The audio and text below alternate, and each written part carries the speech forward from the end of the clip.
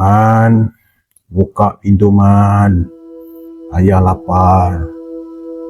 Hari itu rumah pusaka kami di Sarawak dipenuhi bau kapur barus. Kami baru saja pulang dari tanah perkuburan selepas mengebumikan ayah. Jadi suasana rumah memang agak terasa berat. Bukan sekadar sedih, tapi menyesakkan dada. Hampir maghrib aku berdiri di beranda belakang, dan dari kebun getah aku nampak seorang lelaki berbaju pagoda putih beserta berkain pelikat, iaitu pakaian kegemaran yang ayah aku selalu pakai. Cara jalan bongkoknya sama seperti ayah. Dia menuju ke bangsal tempat ayah yang selalu simpan parang dia. Jadi aku hampir memanggil nama dia, tapi masa tu aku tersedar ayah baru dikebumikan 2 jam yang lalu. Jadi bila aku kelipkan mata, kelibat itu terus hilang. Malamnya pula, selepas tahlil, kami dengar bunyi kerusi ditarik di dapur.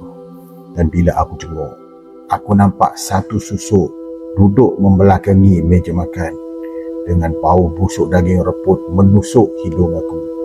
Jadi bila aku tegur, susuk itu berpaling sedikit demi sedikit. Wajah dia sebiji seiras wajah ayah, tapi matanya merah menyala dan ekspresinya kosong. Mak terus tarik aku masuk bilik sambil menangis.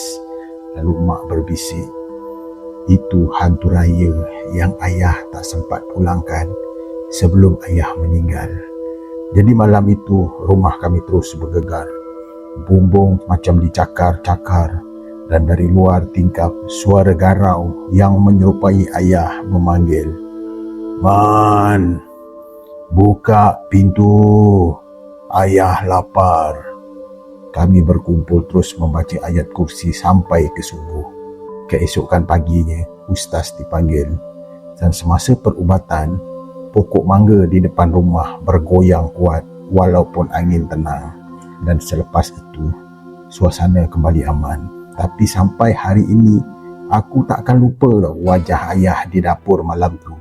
Rupanya, selama ini ayah ke kebun bukan bersendirian. Sebaliknya dia bertemankan dengan sesuatu yang kami tak pernah pun nampak.